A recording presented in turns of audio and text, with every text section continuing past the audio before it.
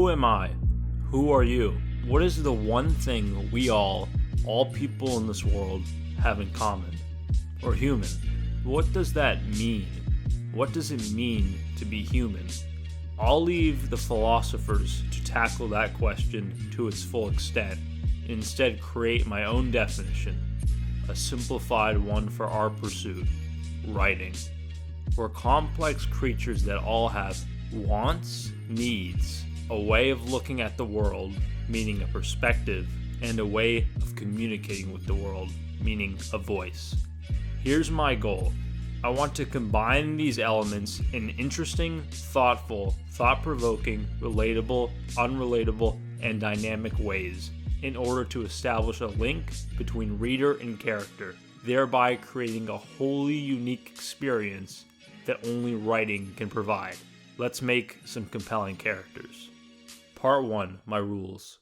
Number 1. All characters need humanness. That doesn't mean a character needs to be human. They can be a human, a house, or even a mouse. Just look at the Pigs in Animal Farm, or Scrooge McDuck, or the robot Wall-E. But they do need to have some combination of wants, needs, a perspective, and a voice. Each of these elements don't need to be fully explored for every character. We need to pick our spots and spend our scarce time with our readers wisely. However, for every one of your characters, you'll want to know who they are in their inner and outer worlds. Go beyond a simple caricature. Number 2, all characters need a purpose. You should be able to answer why every one of your characters are in your story.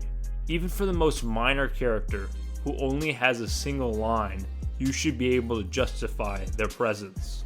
If you can't justify them, or they're redundant to another character, just get rid of them. Or combine their attributes with that other character. In my first novel, Buried Vapors, I used to have a character named Connor. After my second draft, I took 3 seconds to think over Connor and realized he was totally useless. He was completely redundant to another character named Emma. I combined their roles and a third character, Zoe, was born. Number 3. All characters should be real. Well, of course, they aren't actually real. That's why it's called fiction. But when you read their dialogue, do you believe they would actually say that? Are their actions something they would really do? Don't twist and break your characters to serve your plot needs. The reader should have no doubt that the characters' actions are consistent with who they have been and who they have been becoming. Furthermore, all changes they do undergo must be earned. Number 4, all characters are defined first and foremost by their actions and reactions, not by exposition or description. Fine, if you want to tell us how your character was born in the winter, how she has blue hair, and how she knows karate, that's fine and dandy, but just remember, at the end of the day, we, the reader, your audience, have one shot at seeing this character. We will remember what she did or didn't do. We will remember the decisions she made within the story you've crafted and her emotions along the way. Was she brave or scared? Did she do the right thing or fail? We will quickly forget the color of her hair. Those are the 4 core rules I use to dictate my characters. If a character feels broken or awkward, I go back to these principles. Use them as you see fit. Part 2. External wants and internal needs. Your characters, especially your main characters, should want or need something. Occasionally, both simultaneously.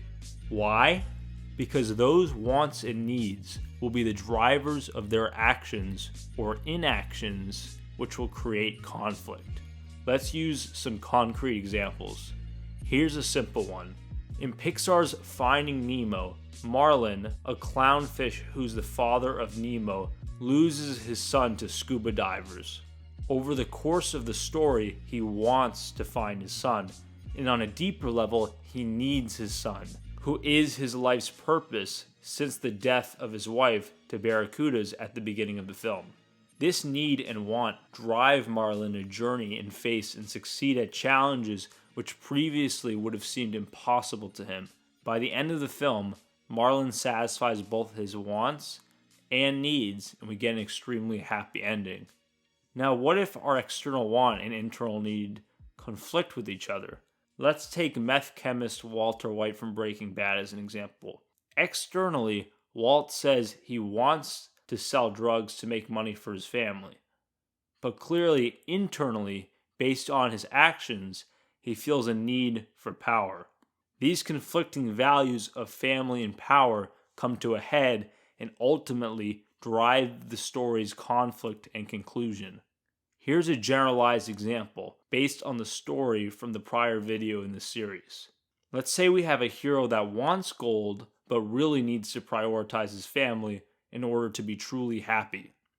Given this want and need, this story can end in 4 ways. Possibility 1. The hero gets both the gold and grows closer to his family, satisfying both his wants and needs. This is a very happy ending, but arguably not too dynamic. Possibility 2. The hero doesn't get the gold and they lose their family, failing both their wants and needs. This is a very sad ending, but again, not too dynamic. Now it gets interesting. Possibility 3. The hero doesn't get the gold, failing their want, but they do grow closer to their family, fulfilling their need. This is a happy ending because we, as the audience, either consciously or subconsciously recognized that this was what our hero needed, whereas the gold was simply a want. However, it also isn't simply a happy-go-lucky ending where the hero got everything, and as a result, it feels more realistic. Possibility 4. The hero gets the gold, satisfying their want, but they lose their family, failing their need. This ending is tragic, and in a way, almost more upsetting than the ending where they got nothing, which could almost be comical. In this ending, the hero is left with wealth, but realize they've lost the only thing important to them in their life, their family. The moral of our story is played out right before our eyes.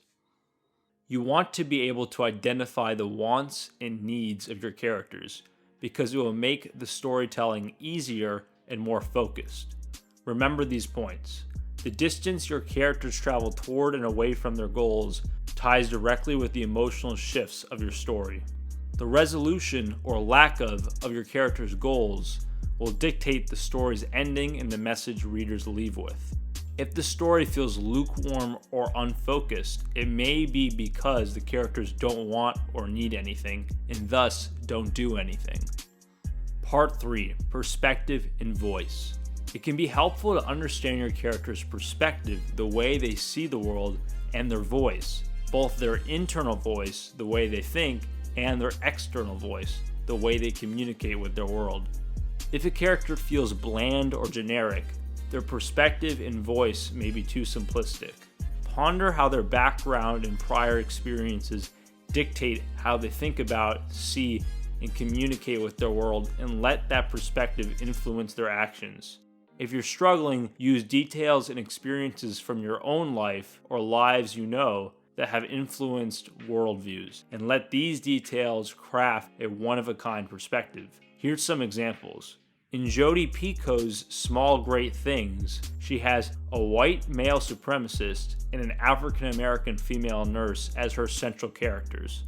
Their conflicting perspectives drive the narrative and bleeds into their voices as we hear their thoughts and see their actions. These contrasting worldviews create a fantastic dynamic and conflict. In Adventures of Huckleberry Finn, Huck Finn is a child who has been raised in Missouri in the time of slavery. He escapes his difficult father and runs into Jim, the slave of his prior guardian, Miss Watson. As Huck and Jim journey, the two grow closer, but we simultaneously see Huck Finn's internal struggle. Huck was raised to see slavery not only as right, but also by helping Jim, he is actively doing Miss Watson wrong. Simultaneously, Huck's youth in Southern dialect gives him in the story a unique voice, creating a one-of-a-kind way of telling his tale. Altogether, Huck's conflicting perspectives and his unique voice elevates Adventures of Huckleberry Finn past a fun adventure story to one of the great American novels. Simply put, Think about how your characters see the world and how that impacts the way they think about that world and speak to others, including the reader. By mixing in some unique and conflicting perspectives and voices, you can create fantastic narratives and explosive situations. Part 4, a discussion on antagonism. Every story needs some form of antagonism, meaning something or someone keeping the protagonist away from their goals. Without it, there wouldn't be a story. The protagonist would realize their goals, and the story would end instantly. Antagonism produces conflict in a story, conflict being the fuel that makes a story compelling. However, don't be confused. An antagonist doesn't need to be the traditional idea of a villain, like you'd see in a superhero movie. Antagonism literally means active hostility or opposition. This opposing force can come externally from someone like a villain, an explicit character causing trouble for the protagonist. However, it can also come internally, where the character's internal conflict, their conflicting wants and needs, drives the story's conflict. Think about a James Bond villain versus Holden Caulfield in The Catcher in the Rye. In James Bond films, there's an explicit antagonist who is directly opposing James Bond. In The Catcher in the Rye, most of the story's antagonism originates from Holden Caulfield's internal conflict. The antagonism can even come from nature. Think The Old Man and the Sea. The key, though, is you have some form of antagonism, potentially multiple. You need conflict. Internal antagonism.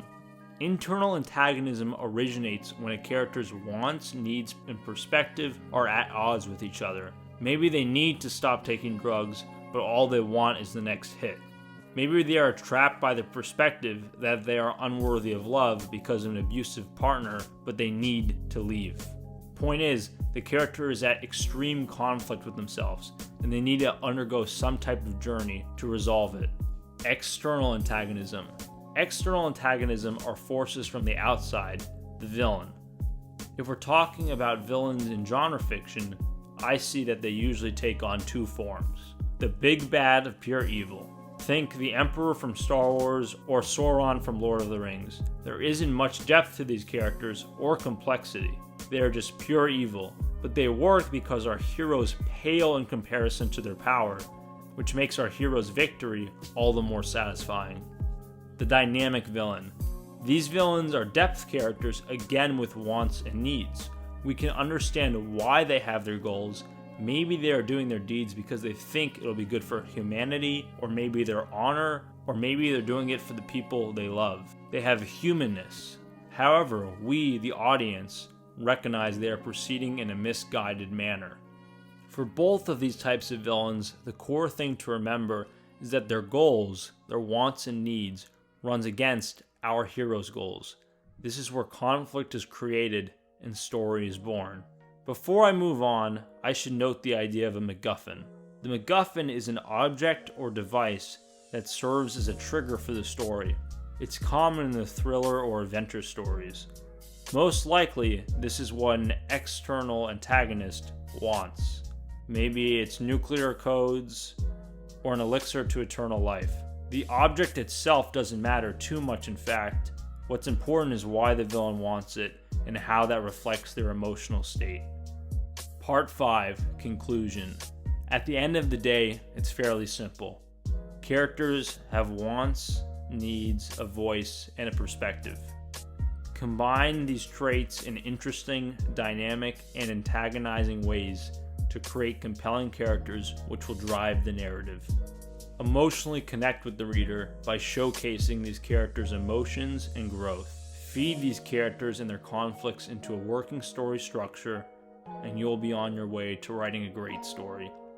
In the final segment of this series, we will discuss how to write stories that massively impact readers. Talk to you later. Bye-bye.